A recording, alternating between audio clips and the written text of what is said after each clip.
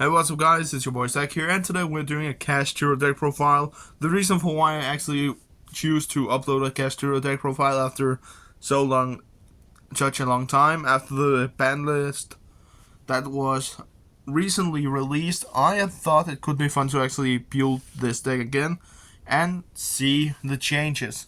So without further ado, let's get straight down into this. So first off, of course, we're using our 2 copies of Unicorn.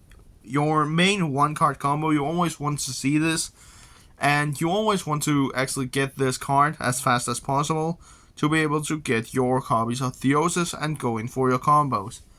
The free Kashtira Fenrir, best Kashtira card in the entire game right now. Basically, you can use it in all decks, and you can search it really easily with stuff like the Pressure Planet. Double Rise Heart. Rise Heart is basically just your 2 card, your 1 up that you always want to see in your combos, and you always want to get it as fast as possible as well. Ogre, not that much to say about it. It's our searcher for Kashtira preparations, so that's about it. Telemans Kashtira, because I really love the design first of all, and I also love the fact that you can just mill cards from your opponent's deck. Something that we have to be careful about right now is that Telemans is beginning to get back up. So that is actually the perfect time for you to get a Kashtira deck back to your field. That is basically my thoughts about it. And lastly, for the Kashtira engine, Double Scareclaw, one of the better 2-ups in the entire deck. Non-engine, 1 Tribulanius, and 1 Raider Swing for the Raid Raptor engine that we're running in the extra deck. For the hand traps, we're using Triple D-Shifter. The elements is getting back up on their feet. We have to be prepared.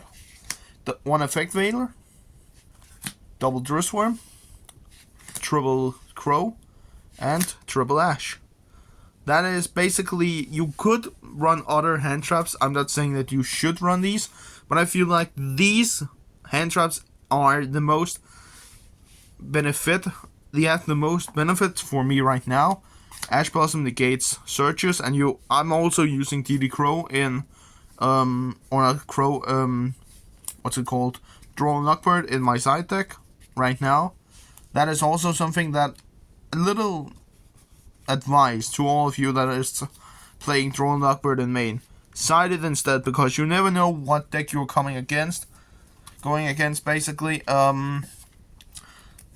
It is very good against stuff like Dark World, because it shuts down their entire engine as well as D-Shifter.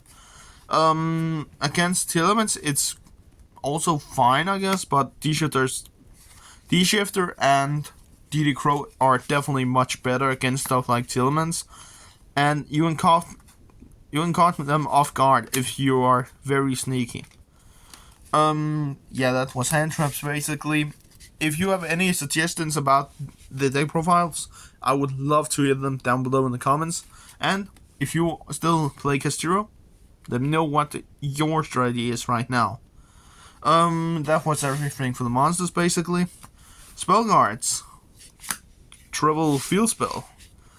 Best card in the entire deck, as well as Unicorn and Terraforming. 1 card combo basically. Activate this, search out your Unicorn, and begin to combo. Drone Lockbird is also a very strong card against this deck, but I really don't want to brick with Crossout Designator. I've bricked once in other decks where I just drew all 3 copies and I thought never again. Double Theosis. I don't like playing the 3rd copy because I feel like it could just become a brick in the end. Some people might be mistaken me, but I feel like that this card is better off as just a 2-off. Triple Birth, best continuous spell in the entire deck. Basically, lets you combo forever. Terraforming, as I said, basically 1 card combo right there, guys. Double Dark Hole and Change of Heart. The reason for why I'm using Change of Heart right now is because of Unchained as an example. because you always want to steal their monsters when they have the Unchained Soul of Yama on their side of the field, and also double Super Poly. Against every deck, basically, we're using 2 Super Poly targets in our extra deck. Triple Tactics, 1-off. It's better 1-off than nothing. I'd rather see this when I don't want to see it, basically. That is about it. Double Book of Moon, one of the better spells. And then 1 rank up for the Raid Raptors. Some people might think that this is a brick, but I'm just experimenting with this deck right now. For the drops, 1 Big Bang and 1 Preparations. For the Kashtira engine and Trouble Emperor. That is basically what I'm using in the main deck, guys. I'm using 48 cards. It is a huge amount of cards, but I'm still getting everything that I want to see, so it works. Extra deck, the 1 Kashtira Shangri-La. I have thought about using 2 copies, but my rest of my strategy and engine will be screwed over if I'm using more than 1. And really, this is just an extender for now. I'm not going in for using Shangri-La and just leave it on the field. I want to play more combos, more combo lines, basically. Double Zeus. You always want to see him. You always want to summon him more than once in a game, if you can do that. This guy, basically, extender. Whereas Flameldrang, good in late games. Good in time, basically. Raid Raptor Arsenal Falcon and Raid Raptor Ultimate Falcon. Basically extended to get out Tribulanias and later on get your 2 level 4s, which will be your Raiders Knight, which will then be your Arc Rebellion.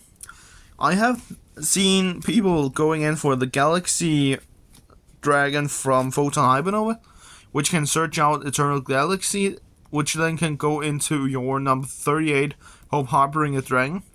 I will say it's too much work for 1 negate, basically. I don't want to do that. Never, actually. The 1 Utopic Future and Draco Future, because that is one of the better negates right now in the entire deck. Always going to set this up, because your opponent will have more troubles to get through that. Super Poly targets, Salmon Venom and Garura. That's basically it. You can remove strong monsters with the Super Poly. And for the last cards, IP and Tryhard.